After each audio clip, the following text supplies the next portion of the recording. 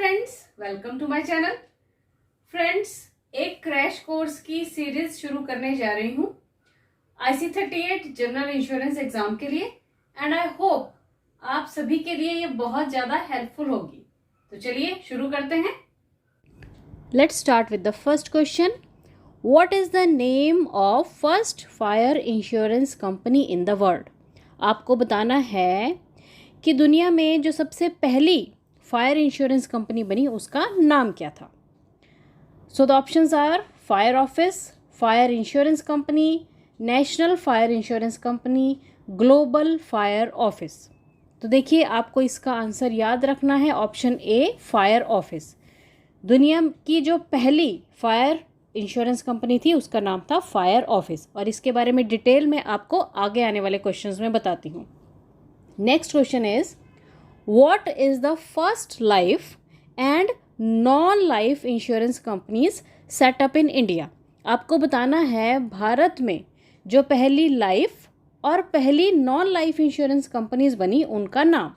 तो ऑप्शंस हैं General Insurance Corporation, IRDAI, Oriental insurance company Limited and Triton insurance company limited, और fourth option दी गई है United India Insurance company limited.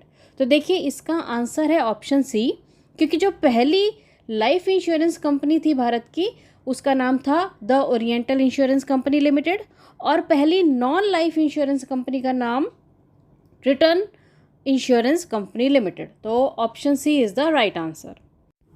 Next question is when did IRDAI established. आपको बताना है insurance regulatory development authority of India की स्थापना कब हुई। तो आपको इसकी ऑप्शंस में जाने की ज़रूरत नहीं है, आपको डायरेक्ट याद रखना है ईयर 2000 में इसकी स्थापना हो गई थी। तो इसका राइट आंसर है option A. Next question is by transferring risk to insurer it becomes possible. अब ये क्वेश्चन कह रहा है कि अगर हम अपना जो रिस्क है उसे इंश्योरर को ट्रांसफ़र कर देते हैं तो क्या पॉसिबल हो जाता है। देखिए, अपने रिस्क को इंश्योरर को ट्रांसफ़र करने का मतलब है इंश्योरेंस करवा लेना। तो अगर हम इंश्योरेंस करवा लेते हैं तो क्या पॉसिबल हो जाता है। So the options are to enjoy from floods, अर्थात फ्लड्स हैं, बाढ़ आई हुई है, उसमें एंजॉय करना। To enjoy and make money from the insurance, insurance से मनी बनाना, पैसा बनाना। To enjoy a fire in the factory, किसी फैक्ट्री में आग लग गई है उसको एन्जॉय करना देख देख कर। और फोर्थ ऑप्शन है to enjoy peace of mind and plans one's business more effectively. तो देखिए, बिल्कुल सही ऑप्शन डी है, क्योंकि ये ऑप्शन कह रही है कि इंश्योरेंस करवा लेने के बाद हम एक तो मानसिक शांति को एंजॉय करते हैं और जो भी हमारा काम है उसे हम ज़्यादा इफेक्टिव वे में कर सकते हैं। सो इस क्वेश्चन का राइट आंसर ऑप्शन डी होगा। चलिए अब बढ़ते हैं नेक्स्ट क्वेश्चन की ओर। In insurance context risk retention indicates a situation where dash. अब इस क्वेश्चन में पूछा गया है कि अगर हम इंश्योरेंस की भाषा में कहें तो रिस्क रिटेंशन कौन सी सिचुएशन को कहा जाएगा। तो देखिए, रिस्क रिटेंशन का मतलब है खतरे की रोकथाम। तो अब ऑप्शंस में दिया गया है पॉसिबिलिटी ऑफ लॉस और डैमेज इज़ नॉट देयर। अब ये ऑप्शन कह रही है कि भी जो भी आपकी प्रॉपर्टी है जिसकी आपने इंश्योरेंस करवाई है या करवाने की सोच रहे हैं उसको कोई खतरा या डैमेज हो ही नहीं सकता। नेक्स्ट ऑप्शन कह रही है loss producing event has no value, अर्थात कोई भी इवेंट जिसकी वजह से लॉस हुआ है उसकी कोई वैल्यू ही नहीं है। देखिए, ये भी बिल्कुल गलत बात है, क्योंकि हर एक छोटी से छोटी वस्तु की भी अपनी एक वैल्यू होती है, कीमत होती है। तो अगर उसका लॉस हो तो हमें जो लॉस की वैल्यू होगी। नेक्स्ट है properties covered by insurance, means आपकी जो प्रॉपर्टी है वो इंश्योरेंस से कवर्ड है। और फोर्थ ऑप्शन कह रही है one decides to bear the risk and its effects, अर्थात वो व्यक्ति कह रहा है कि अगर कोई खतरा होगा तो मैं उसे भी बियर कर लूँगा और जो उसके इफ़ेक्ट्स हैं मैं उनको भी बियर कर लूँगा, बर्दाश्त कर लूँगा। तो इस कंडीशन को रिस्क रिटेंशन कहा जाता है। तो इसलिए इस क्वेश्चन का राइट आंसर ऑप्शन डी आएगा। नेक्स्ट क्वेश्चन है origin of modern insurance business can be traced to dash. आपको बताना है कि मॉडर्न इंश्योरेंस बिजनेस की जो प्रचलन है कहाँ से वो स्टार्ट हुआ। तो वो है, आपको ध्यान में देना है, लॉयड्स से। लॉयड्स जो है ये लॉयड्स कॉफ़ी हाउस, ये है लंदन में। तो आपको याद रखना है मॉडर्न इंश्योरेंस बिजनेस जो है वो स्टार्ट हुआ था लॉयड्स कॉफ़ी हाउस जो कि लंदन में है। तो इसका राइट आंसर आएगा option B. Now next question is the great fire of London in 1666 in which more than 13,000 houses were lost gave a boost to insurance, and the first fire insurance company called fire office was started in dash। अब देखिए इस question में पूरा concept बता दिया गया है कि जो पहली फायर इंश्योरेंस कंपनी थी फायर ऑफिस वो क्यों शुरू हुई। देखिए क्योंकि इसमें कहा गया है कि ग्रेट फायर ऑफ लंदन जो कि 1667 ईस्वी में लगी, जिसकी वजह से 13,000 से ज़्यादा जो घर थे वो ख़राब हो गए, जल गए, और उसकी वजह से इंश्योरेंस को बूस्टअप मिला और पहली फायर इंश्योरेंस कंपनी जिसका नाम था फायर ऑफिस उसकी स्थापना हुई, वो स्टार्ट हुई। और आपको बताना है कि वो कब स्टार्ट हुई। और ऑप्शंस में हैं 1666, 1660, 1662 और 1668। तो देखिए जैसे क्वेश्चन से हमें पता चल गया है कि 1666 में तो ये आग लगी, तो ऑब्वियस सी बात है कि ये जो बी और सी ऑप्शंस हैं ये तो आएंगी नहीं। अब बची हमारी ऑप्शन ए और डी। ए में दिया है 1666 और डी में दिया गया है 1668। तो आपको याद रखना है कि इस कंपनी की स्थापना हुई ऑप्शन डी यानी कि 1668, यानी कि 1668 में ये फायर ऑफिस इंश्योरेंस कंपनी की स्थापना हुई। तो राइट आंसर इसका ऑप्शन डी आएगा।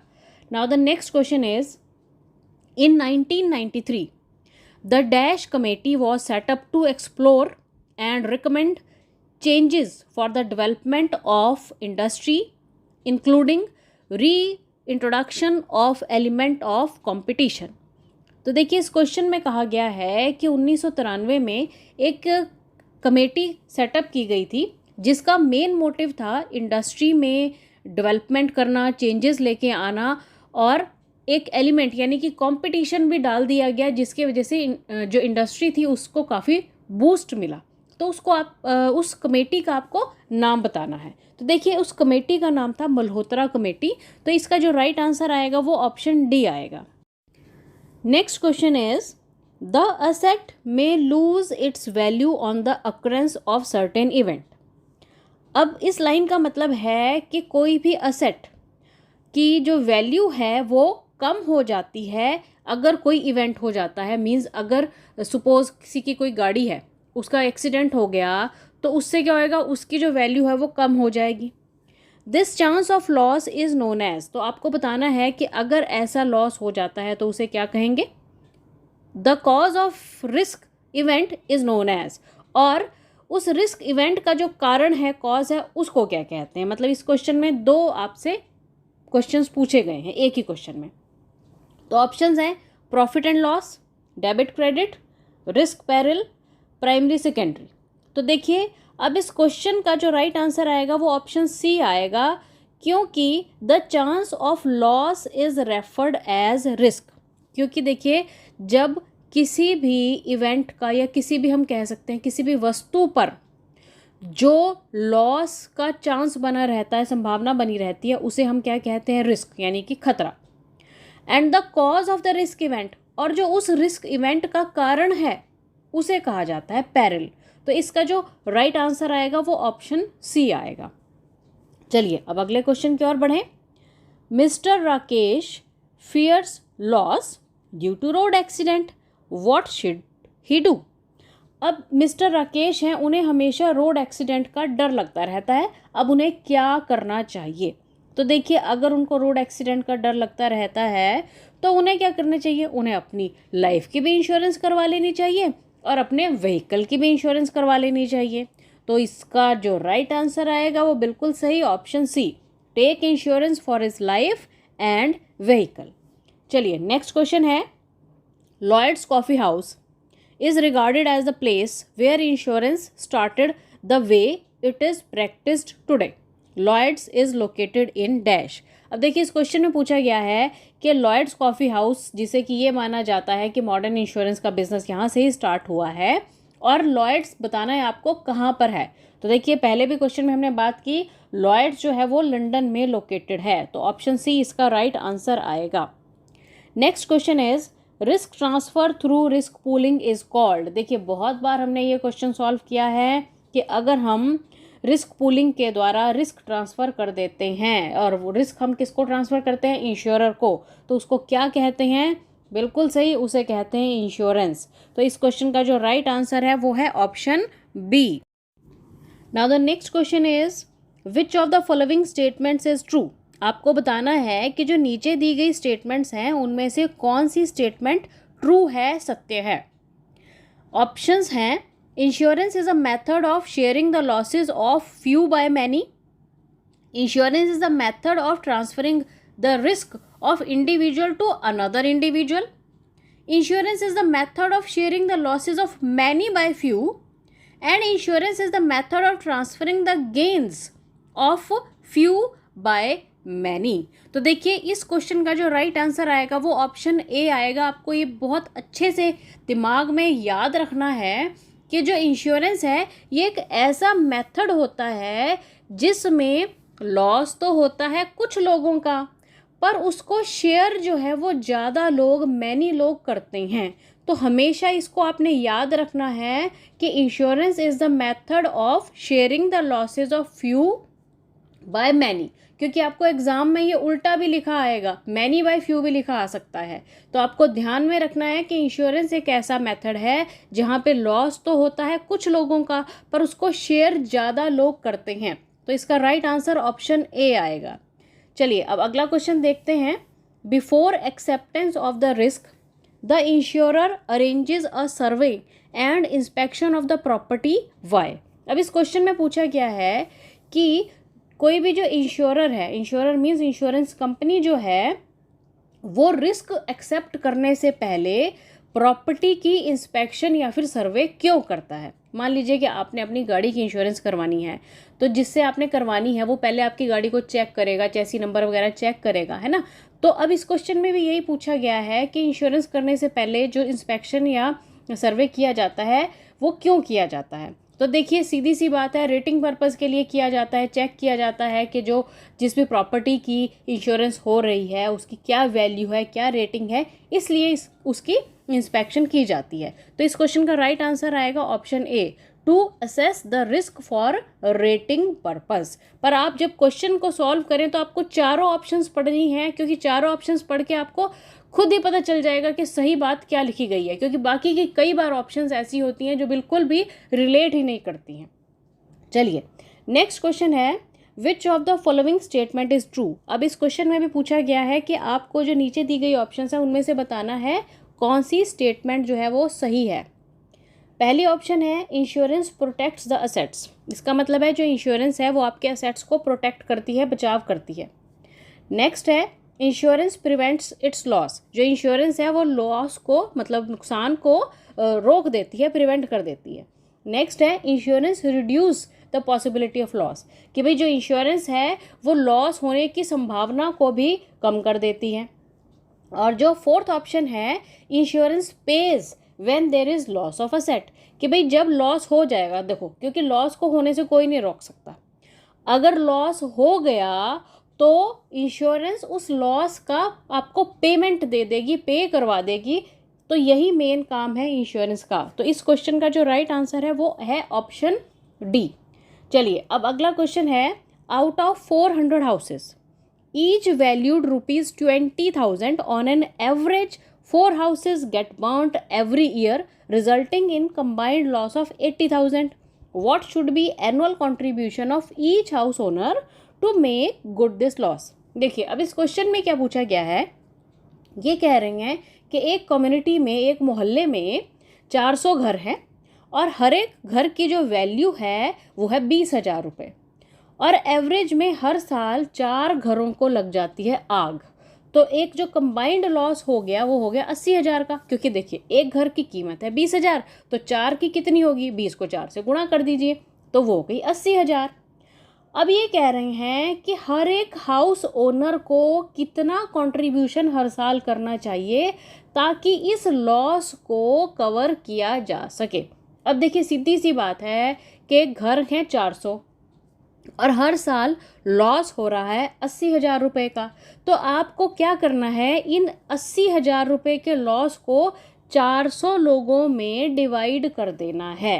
अर्थात 80,000 रुपये को आपको 400 से कर दो डिवाइड, तो सीधी सी बात है आंसर कितना आ गया इसका 200। तो इस क्वेश्चन का राइट आंसर है ऑप्शन बी। और भी देखिए, अगर आपको इस IC38 के एग्ज़ाम में कोई और ऐसा मैथमेटिकल जो आपको क्वेश्चन लगता है ऐसा आता है तो बिल्कुल भी घबराना नहीं है, क्योंकि मल्टीप्लाई या डिवाइड से अदर देन कुछ भी नहीं आता है। उसको क्वेश्चन को आराम से ठंडे दिमाग से पढ़ना है, फिर उसका आपने आंसर देना है। चलिए अब अगले क्वेश्चन की ओर बढ़ते हैं। The measures to reduce the chances of risk is known as dash. अब इस क्वेश्चन में कहा गया है कि रिस्क यानी कि खतरे को होने से रोकने के जो मेजरमेंट्स हैं, यानी कि उसको रोकथाम जो है उसको क्या कहेंगे, तो खतरे को होने से रोकने के रोकथाम को कहा जाता है लॉस प्रिवेंशन। अब इस क्वेश्चन का जो राइट आंसर है वो ऑप्शन बी आया। चलिए अब अगला क्वेश्चन है, the principle of contribution implies that if same property is insured with more than one insurance company then. अब इस क्वेश्चन में कहा गया है कि इंश्योरेंस में एक प्रिंसिपल होता है, उसे कहा जाता है प्रिंसिपल ऑफ कंट्रीब्यूशन। अब कहते हैं कि प्रिंसिपल ऑफ कंट्रीब्यूशन के हिसाब से अगर प्रॉपर्टी है एक, पर उसकी एक से ज़्यादा इंश्योरेंस कंपनी के द्वारा इंश्योरेंस की गई है तो क्या होगा। चलिए ऑप्शंस पढ़ते हैं। पहली ऑप्शन है compensation can not be paid, भाई जो कंपनसेशन है मुआवजा है वो पे नहीं किया जाएगा। नेक्स्ट है compensation is paid by all the insurers, कि भाई जो कंपनसेशन है वो सारे इंश्योरर्स जो है वो पे कर देंगे जिससे भी उसने अपनी इंश्योरेंस करवाई हुई थी। नेक्स्ट है compensation is paid in full by insurers, कि भाई सारी की सारी पूरी कंपनसेशन सारे इंश्योरर्स जो हैं वो पे कर देंगे। और जो डी ऑप्शन है ये कह रही है कि compensation is paid by all insurers together can not exceed the actual loss suffered. अब यही इसका राइट आंसर है, क्योंकि इस आंसर में ऑप्शन डी में ये बताया गया है कि जो कंपनसेशन है वो देंगे तो सारे इंश्योरर्स ही, पर जो उसको कंपनसेशन का अमाउंट मिलेगा वो एक्चुअल लॉस से ज़्यादा नहीं मिलेगा, जितना उसका एक्चुअल लॉस हुआ है उतना ही मिलेगा। देंगे तो सारे, पर वो जो टोटल लॉस हुआ है कंपनसेशन का अमाउंट उससे ज़्यादा एक्सीड नहीं करेगा, उतना ही मिलेगा। तो इसका जो राइट आंसर है वो है ऑप्शन डी। चलिए अब अगला क्वेश्चन है मीनिंग ऑफ एब्रीमा फाइड्स। अब देखिए एब्रीमा फाइड्स भी एक हम कह सकते हैं प्रिंसिपल ही है जो कि इंश्योरेंस में यूज़ किया जाता है। एब्रीमा फाइड का मतलब होता है कि इंश्योरर और इंश्योरेंस के बीच में एक जो फेथ है वो बना रहे, ताकि इंश्योरेंस का जो प्रोसेस है, जो कॉन्ट्रैक्ट ये बना हुआ है, इसमें कभी भी कोई प्रॉब्लम ना आए। तो चलिए इसका मीनिंग ढूंढते हैं। तो बिल्कुल सही इसका मीनिंग है ऑप्शन बी, ऑटमोस्ट गुड फेथ। तो एब्रीमा फाइड का मीनिंग होता है ऑटमोस्ट गुड फेथ, और ये फेथ है बिटवीन इंश्योरर एंड इंश्योर्ड। चलिए नेक्स्ट क्वेश्चन है मॉरल हजार्ड मीन्स। आपको बताना है कि मॉरल हजार्ड्स का मतलब क्या होता है। देखिए मॉरल हजार्ड का मतलब होता है कि झूठ बताना, गलत बताना और खुद को ही उससे खतरे में डाल लेना। चलिए इस ऑप्शंस देखते हैं। पहला है dishonesty of character defects in an individual, मतलब किसी इंडिविजुअल में डिसऑनेस्टी है। डिसऑनेस्टी मतलब वो बेईमान है या फिर उसके करेक्टर में कोई डिफेक्ट है। नेक्स्ट है honesty and values in an individual, मतलब वो ईमानदार है, अच्छी वैल्यूज़ वाला व्यक्ति है। नेक्स्ट है रिस्क ऑफ रिलीजियस बिलीफ्स, यानी कि जो धार्मिक भावनाएं रहती हैं उसको कोई खतरा है। नेक्स्ट है hazard of property to be insured, यानी कि जो प्रॉपर्टी इंश्योर्ड की गई है उसको कोई खतरा है। तो देखिए मॉरल हजार्ड का जो मतलब है वो ऑप्शन ए आएगा कि अगर कोई व्यक्ति जो है वो डिसऑनेस्ट है, बेईमान है, उसका करेक्टर में कोई गड़बड़ है, तो वहाँ पे मॉरल हजार्ड जो है क्वेश्चन का राइट आंसर सेट बैठेगा। तो इसका जो राइट आंसर है वो ऑप्शन ए आएगा।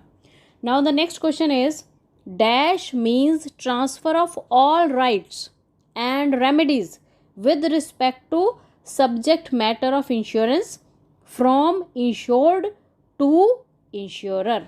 अब देखिए कि इस क्वेश्चन में कहा गया है कि उस प्रोसेस को क्या कहते हैं जहाँ पर सारे राइट्स यानी कि अधिकार और जो रेमेडीज़ हैं उसको इंश्योर्ड से इंश्योरर को ट्रांसफ़र कर दिया जाता है। तो इस प्रोसेस को कहा जाता है सब्रोगेशन। तो आपको इसका राइट आंसर याद रखना है option B, subrogation. Now the next question is an example of the fact which need not to be disclosed unless asked for is dash by the insurer. अब इस क्वेश्चन में पूछा गया है कि आपको कुछ ऐसे फैक्ट का एग्जाम्पल बताना है जिसको अगर इंश्योरर ना पूछे तो बताने की आवश्यकता नहीं है। तो चलिए ऑप्शंस पढ़ते हैं। एज ऑफ इंश्योर्ड, देखिए अब जब इंश्योरेंस करवानी है तो एज तो बतानी ही पड़ेगी।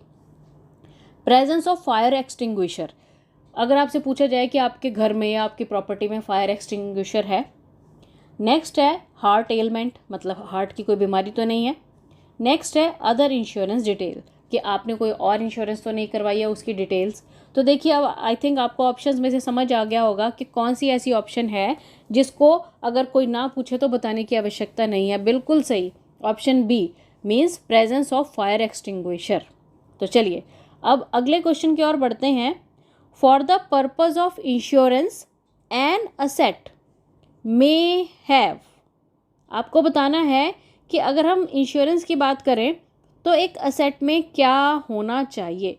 तो ऑप्शंस हैं moral value, social value, international value, economic value. तो आपको बताना है कि क्या ऐसी ऑप्शन है जो कि इंश्योरेंस के लिए ज़रूरी है। देखिए जब हम इंश्योरेंस की बात कर रहे हैं तो सबसे ज़्यादा ज़रूरी है इकोनॉमिक वैल्यू, यानी कि जो व्यक्ति है जिसने इंश्योरेंस करवानी है उसका इकोनॉमिक पॉइंट ऑफ व्यू क्या है, यानी कि वो कितना प्रीमियम भर सकता है, ये पॉइंट उससे रिलेट करता है। तो इसका जो राइट आंसर है वो आया option D, means economic value. Now the next question is earthquake is an example of, आपको बताना है कि जो एक अर्थक्वेक है यानी कि जिसको हम भूकंप कहते हैं, ये कौन से प्रकार के रिस्क का एग्जाम्पल है। तो देखिए जो अर्थक्वेक है ये एक प्रकार की प्राकृतिक आपदा है जो बहुत विनाशकारी होती है। तो ऐसे रिस्क को कैटास्ट्रॉफिक रिस्क कहा जाता है। ऑप्शन ए इसका राइट आंसर आएगा, इसको याद रख लेना है, इंपॉर्टेंट क्वेश्चन है।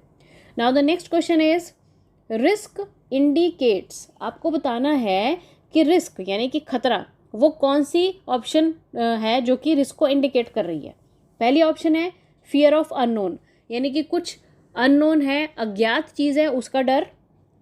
चांस ऑफ लॉस, लॉस होने की संभावना मतलब नुकसान होने की संभावना।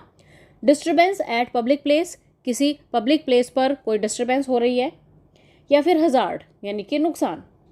तो इसमें जो रिस्क है वो पहली ऑप्शन से मैच कर रहा है, क्योंकि रिस्क का मतलब है खतरा, और खतरा किस चीज़ से रिलेट करता है कि कुछ अननोन यानी कि कुछ अज्ञात चीज़ का भय, डर, उसे हम रिस्क कह सकते हैं। तो ऑप्शन ए इसका राइट आंसर आएगा।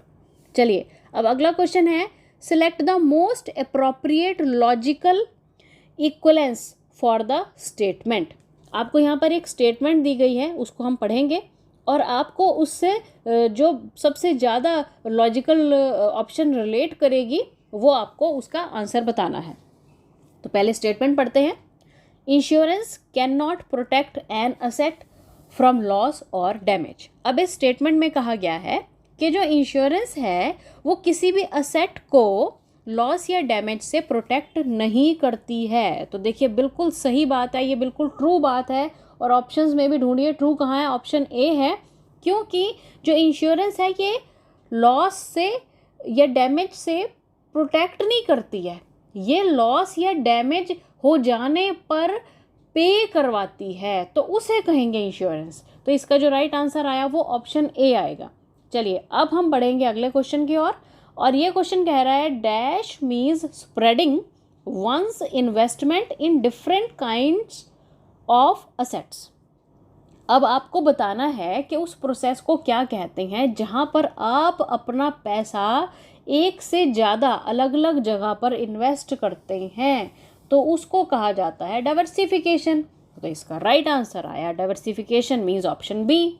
चलिए अब अगला क्वेश्चन है, dash is not an example of asset. आपको बताना है कि इनमें से जो ऑप्शंस दी गई हैं कौन सी ऐसी ऑप्शन है जिसको हम असेट नहीं मानते हैं या उसको असेट की कैटेगरी में नहीं रखा जाता। तो देखिए, house, plant and machinery, motor car, ये सारे तो असेट हैं, बंदा ये अर्न करता है। पर सनलाइट या एयर ये हमें नेचर के गिफ्ट हैं, ये हर एक व्यक्ति को इक्वली हैं क्योंकि ये नेचर की तरफ से हमें दिए गए हैं, इसलिए इसको असेट की कैटेगरी में नहीं माना जाता। इसलिए इसका जो राइट आंसर है वो ऑप्शन बी आएगा। चलिए next question is, dash is not an example of risk. आपको बताना है कि कौन सा ऐसा ऑप्शन है जो कि रिस्क का एग्जाम्पल नहीं है। ऑप्शंस हैं, damage to car due to accident, accident की वजह से कार को हो गया damage. Damage of cargo due to rain water, जो कार्गो था अपना पानी वाला जहाज़ उसको रेन वाटर की वजह से डैमेज हो गया। Damage to car tyre due to wear and tear, आपके कार के टायर जो है वो ख़राब हो रहे हैं क्योंकि पुराने हो रहे हैं वियर एंड टीयर की वजह से। And damage to property due to fire, और प्रॉपर्टी का डैमेज हो गया, प्रॉपर्टी का नुकसान हो गया फायर की वजह से, आग लगने की वजह से। तो देखिए जो ऑप्शन सी है इसमें कार के जो टायर हैं वो ख़राब हो रहे हैं क्योंकि वो पुराने हो रहे हैं, रोज़ यूज़ हो रहे हैं वियर एंड टीयर की वजह से। तो इस चीज़ को मीन्स हम रिस्क के एग्जाम्पल में नहीं मानेंगे। तो इस क्वेश्चन का राइट आंसर आएगा ऑप्शन सी। चलिए अब अगला क्वेश्चन है, dash is a wrong statement made during negotiation of a contract. आपको बताना है कि जब हम कोई कॉन्ट्रैक्ट करते हैं या कोई कॉन्ट्रैक्ट बनाते हैं तो उसमें कौन सी ऐसी चीज़ है जिसको कि रॉन्ग स्टेटमेंट माना जाएगा जब भी आपने कॉन्ट्रैक्ट के बारे में किसी को बता रहे हैं। चलिए तो ऑप्शंस हैं, misrepresentation, contribution, offer and representation. तो देखिए आपने नेगोशिएशन के वक्त कुछ गलत चीज़ अगर बता दी है तो उसे कहा जाता है मिसरिप्रेजेंटेशन। तो option A is the right answer.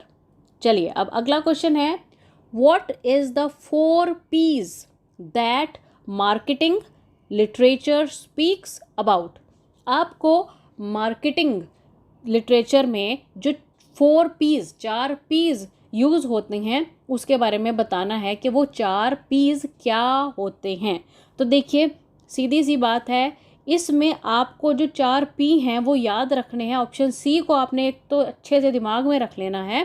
4 P's हैं, product, price, promotion and place. Always remember 4 P's in the marketing literature are product, price, promotion and place.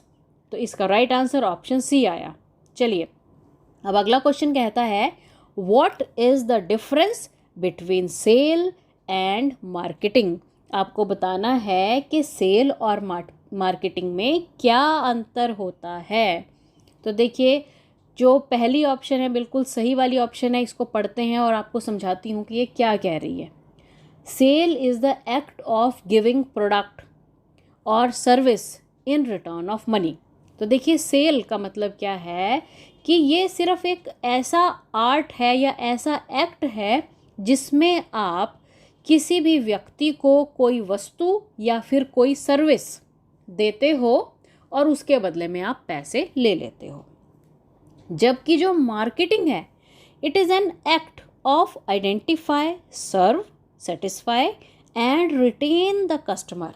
देखिए मार्केटिंग एक ऐसा एक्ट है या आप कह सकते हैं ये एक ऐसा आर्ट है जिसमें सबसे पहले तो आइडेंटिफाई किया जाता है यानी कि ज़रूरत को समझा जाता है, उसके बाद सर्विस प्रोवाइड की जाती है, फिर कस्टमर को सेटिस्फाई किया जाता है यानी कि कस्टमर जो है वो आपकी सर्विस से सेटिस्फाई है, और उसके बाद उस कस्टमर को आप लाइफ लॉन्ग रिटेन करते हो, वो आपके साथ हमेशा जुड़ा रहता है।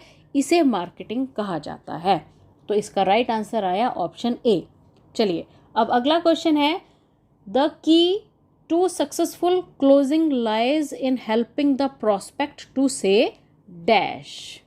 अब देखिए इस क्वेश्चन में कहा गया है कि अगर हम सक्सेसफुल क्लोजिंग ऑफ डील, कि हमने डील को क्लोज करना है सक्सेसफुली, तो आपको प्रोस्पेक्ट की क्या चाहिए होती है? ऑब्वियस सी बात है, प्रोस्पेक्ट की हमें हाँ चाहिए, तभी वो जो अपनी डील है वो क्लोज होएगी। तो इसका राइट आंसर आ गया option C, means yes. Now the next question is dash is not among the P's of marketing.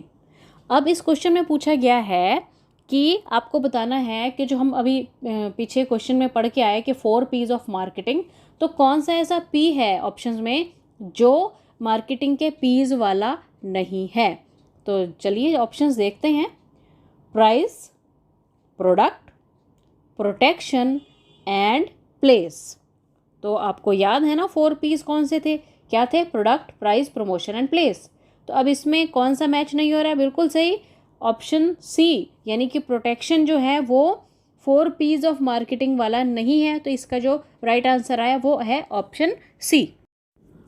Next question is insurance density is. अब इस क्वेश्चन में पूछा गया है कि इंश्योरेंस डेस्टिनी क्या होती है। तो देखिए, इंश्योरेंस डेस्टिनी होती है प्रीमियम पर कैपिटा, यानी कि पर कैपिटा प्रीमियम कितना आ रहा है किसी भी इंश्योरेंस कंपनी को, उसे कहा जाएगा इंश्योरेंस डेस्टिनी। तो इसका जो राइट आंसर है वो है option C, premium per capita. Now the next question is which is correct. आपको बताना है, नीचे ऑप्शंस दी गई हैं, कौन सी ऑप्शन जो है वो करेक्ट है। So the first option is there is no difference between selling and marketing. अब इस ऑप्शन में कहा गया है कि सेलिंग और मार्केटिंग में कोई अंतर ही नहीं होता है। नेक्स्ट है all selling is a part of marketing, कि भाई जितनी भी सेलिंग है वो मार्केटिंग का ही पार्ट है। नेक्स्ट है all marketing is the part of selling, means जितनी भी मार्केटिंग है वो सेलिंग का पार्ट है। और ऑप्शन डी कह रही है lower level personnel do selling while higher level officials do marketing. अब इस ऑप्शन में कहा गया है कि जो लोअर लेवल के लोग होते हैं वो तो सेलिंग करते हैं, पर जो हायर लेवल के ऑफिसर्स हैं वो मार्केटिंग करते हैं। तो देखिए, इसका जो राइट आंसर है वो है ऑप्शन बी, मीन्स जितनी भी सेलिंग की जाती है, बेचा जाता है कोई भी सामान, वो एक प्रकार की मार्केटिंग ही है। तो इसका जो राइट आंसर है वो ऑप्शन बी आएगा। चलिए अब अगले क्वेश्चन की ओर बढ़ते हैं। अब ये क्वेश्चन कह रहा है classification of customers into various market segments having common feature is known as dash.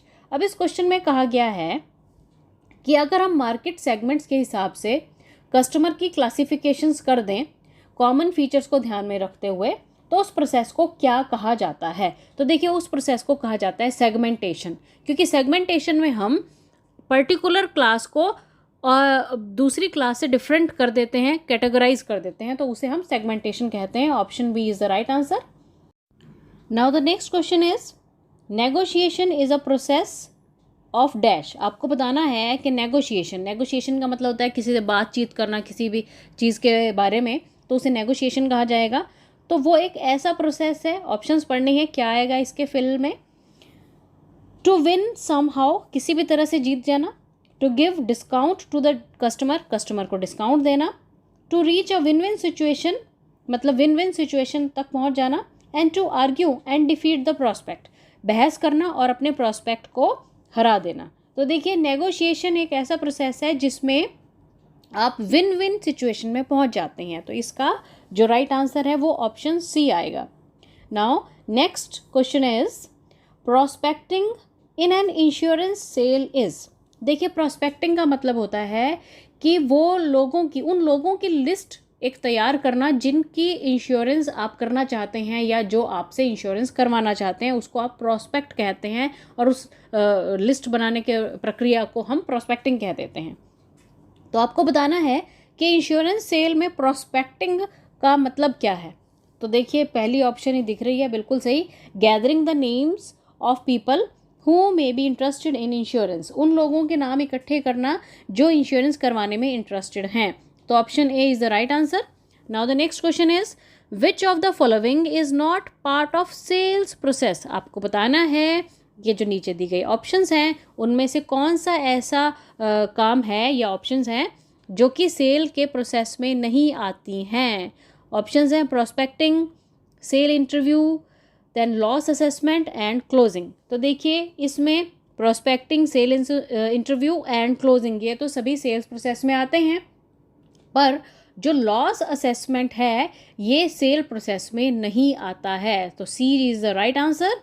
Now the next question is need gap analysis involves finding out prospect. तो अब इस क्वेश्चन में कहा गया है कि जो नीड गैप एनालिसिस है, नीड गैप एनालिसिस का मतलब होता है कि ये जानना कि कहाँ पर किसी भी चीज़ की आवश्यकता है और उसको फिर फुलफ़िल करना। तो नीड गैप जो एनालिसिस है उसमें उसके अंडर अगर हम प्रोस्पेक्ट फाइंड आउट करने की बात करें तो क्या आएगा, ऑप्शंस पढ़ने पर पता चलेगा इसका आंसर। पहली ऑप्शन है identifying the area where the prospect need insurance protection. उस एरिया को आइडेंटिफाई करना जहाँ पे प्रोस्पेक्ट को इंश्योरेंस की आवश्यकता है, यही सही आंसर है। वैसे अगले ऑप्शन भी पढ़ लेते हैं। Identifying the people to work as insurance agent, ऐसे लोगों को आइडेंटिफाई करना जो इंश्योरेंस एजेंट की तरह काम करना चाहते हैं। Identify how much asset a prospect has, ये आइडेंटिफाई करना कि आपके प्रोस्पेक्ट की कितनी प्रॉपर्टी है। और identify the poverty level of the prospect, prospect की गरीबी का स्तर आइडेंटिफाई करना। तो देखिए नीड गैप एनालिसिस का मतलब जो है ऑप्शन ए आएगा, यानी कि ऐसे लोगों को आइडेंटिफाई करना या ऐसे एरियाज़ को आइडेंटिफाई करना जहाँ पे आपको ऐसे लोग मिलेंगे जिनको कि इंश्योरेंस की आवश्यकता है। तो जो इसका राइट आंसर है वो है ऑप्शन ए। चलिए अब है next question, insurance is the part of dash industry. आपको बताना है कि इंश्योरेंस किस प्रकार की इंडस्ट्री है। तो देखिए जो इंश्योरेंस है ये एक प्रकार की फाइनेंशियल सर्विसेज की इंडस्ट्रीज़ है। तो अब इसमें देखिए ऑप्शंस में दिया हुआ है manufacturing, financial, consumer goods and share market. तो इंश्योरेंस जो है ये किस प्रकार की इंडस्ट्री आ जाती है, फाइनेंशियल सर्विसेज की इंडस्ट्री। तो चलिए जो इसका राइट आंसर आया वो है ऑप्शन बी। अब नेक्स्ट क्वेश्चन है cold calling is, cold calling का मतलब बताना है। देखिए कोल्ड कॉलिंग का मतलब होता है किसी को बगैर बताए मिलने चले जाना, या बगैर बताए उसको, या बगैर मतलब से हम कह सकते हैं कॉलिंग कर लेना, फ़ोन कर लेना, है ना, तो उसे कहा जाता है कोल्ड कॉलिंग। तो अब इसमें आपको ढूंढना है राइट आंसर, बिल्कुल सही, option C is the right answer. Meeting people unannounced, बगैर बताए या जनरल वे में किसी से मिलने चले जाना, बगैर मतलब से मिले चले जाना, उसे हम कोल्ड कॉलिंग कह सकते हैं। Now the next question is what is the product an insurance agent promotes or sell। आपको बताना है उस प्रोडक्ट का नाम जो कि इंश्योरेंस एजेंट प्रमोट करता है या सेल करता है। सभी के दिमाग में पॉलिसी आया होगा। चलिए ऑप्शंस पढ़ते हैं। पॉलिसी, म्यूचुअल फंड, और ऑप्शन सी कह रही है promise on the behalf of insurance company, accepting premium, assuring to compensate loss of money if misfortune occurs। तो देखिए इसका राइट आंसर है बिल्कुल सही ऑप्शन सी, क्योंकि इस ऑप्शन में बताया गया है कि एक एजेंट, एक इंश्योरेंस एजेंट किस चीज़ को प्रमोट करता है या बेचता है, वो एक प्रॉमिस करता है इंश्योरेंस कंपनी के बिहाफ पे कि हम प्रीमियम लेंगे और अगर कुछ मिस हैपनिंग हो गई तो उसका कंपनसेशन भी दिया जाएगा। तो बेसिकली एक इंश्योरेंस एजेंट यही काम करता है। Option C is the right answer. चलिए अब अगला क्वेश्चन है in which year IRDAI bill passed. आपको बताना है कि कौन से साल में IRDAI का बिल पास हुआ। देखिए अब पीछे हम क्वेश्चन पढ़ के आए हैं कि IRDAI की स्थापना कब हुई, तो वो हमने किया था ईयर 2000 यानी कि साल 2000, और जो बिल इसका पास हुआ वो पास हुआ है साल 1999 यानी कि 1999 में। तो आपको ये दोनों क्वेश्चंस को ध्यान में रखना है कि जो IRDAI का बिल पास हुआ वो तो साल 1999 में पास हुआ, और उसके बाद अगले साल यानी कि 2000 में, साल 2000 में इसकी स्थापना कर दी गई। तो इन क्वेश्चंस को आपको इस तरह से याद रखना है, और इस क्वेश्चन का राइट आंसर ऑप्शन ए आ गया, सन 1999। चलिए अब अगला क्वेश्चन है in which year insurance act is passed in India. तो आपको बताना है कि कौन से साल में भारत में इंश्योरेंस एक्ट पास कर दिया गया। ऑप्शंस में जाने की ज़रूरत नहीं है, आपने सीधा याद रखना है 1938 यानी कि 1938 में इंश्योरेंस एक्ट इंडिया में पास किया गया। आप इसको याद रख लें जब तक आपने ये एग्ज़ाम देना है। कौन सा सन आएगा? 1938। Option B is the right answer. Next question is, if an agent is found guilty of criminal misappropriation the designated person will dash. अब इस क्वेश्चन में पूछा गया है कि अगर कोई एजेंट किसी क्रिमिनल एक्टिविटी में गिल्टी पाया जाता है तो जो भी डेजिग्नेटेड पर्सन होगा वो क्या करेगा उसके साथ। तो देखिए ऑप्शंस पढ़ते हैं। कैंसल द लाइसेंस, मतलब उसका लाइसेंस कैंसिल कर देगा। इशू अ डुप्लीकेट लाइसेंस उसे इशू करेगा। Renew the existing licence and take some fee from the agent, और एजेंट से कुछ फीस ले लेगा। तो देखिए सीधी सी बात है, अगर एजेंट किसी क्रिमिनल एक्टिविटी में इन्वॉल्व पाया जाता है तो जो भी डेजिग्नेटेड पर्सन है वो उसके लाइसेंस को कर देगा कैंसल। तो इसका राइट आंसर है ऑप्शन ए। चलिए अब हम करेंगे लास्ट क्वेश्चन, और लास्ट क्वेश्चन कहता है identify the statement which is not correct. आपको ढूंढनी है वो स्टेटमेंट जो कि सही नहीं है। इंश्योरेंस एजेंट शुड डैश, और आपको बताना है कि जो इंश्योरेंस एजेंट है उसे क्या क्या। देखते हैं अभी ऑप्शंस क्या हैं। Indicate the scale of commission if asked by the customer. अगर आपसे कोई कस्टमर पूछता है कि आपको कितना कमीशन मिल रहा है तो बता देना चाहिए। देखिए क्या है कि जनरली हम बताते नहीं हैं, पर हम उसे बता सकते हैं क्योंकि वो हमें लीगली मिल रहा है, कंपनी की तरफ से मिल रहा है। तो ये तो गलत ऑप्शन में नहीं आएगा। नेक्स्ट है share the commission by the way of rebate, यानी कि जो हमें कमीशन मिलता है कंपनी की तरफ से हमारे काम का, उसे एज रिबेट का नाम देकर शेयर कर लेना चाहिए। नेक्स्ट है disclose his licence on demand, मतलब अगर आपसे कोई पूछता है कि अपना लाइसेंस हमें दिखाइए तो उसे दिखा देना चाहिए। और ऑप्शन डी कह रही है indicate the premium to be charge, मतलब जितना प्रीमियम लेना है वो हमें बता देना चाहिए। तो ऑब्वियस सी बात है, अगर बताएंगे नहीं हम तो लेंगे कैसे। तो देखिए अब आपको कौन सी ऑप्शन लग रही है जो सही नहीं है। बिल्कुल सही, जो ऑप्शन बी है वो यहाँ पर मतलब इस क्वेश्चन का जो आंसर है वो ऑप्शन बी है, क्योंकि ये स्टेटमेंट सही नहीं है as a insurance agent point of view से। क्योंकि अपना कमीशन एज रिबेट का नाम देकर शेयर करना ये बिल्कुल भी सही नहीं है, क्योंकि वो एक इंश्योरेंस एजेंट का राइट है, उसका अधिकार है। तो इसका जो क्वेश्चन का जो राइट आंसर है वो है option B, means share the commission by the way of rebate. तो अब ये सारे क्वेश्चंस आप अच्छे से कीजिए, इनको रिवाइज कीजिए, and thank you and best of luck.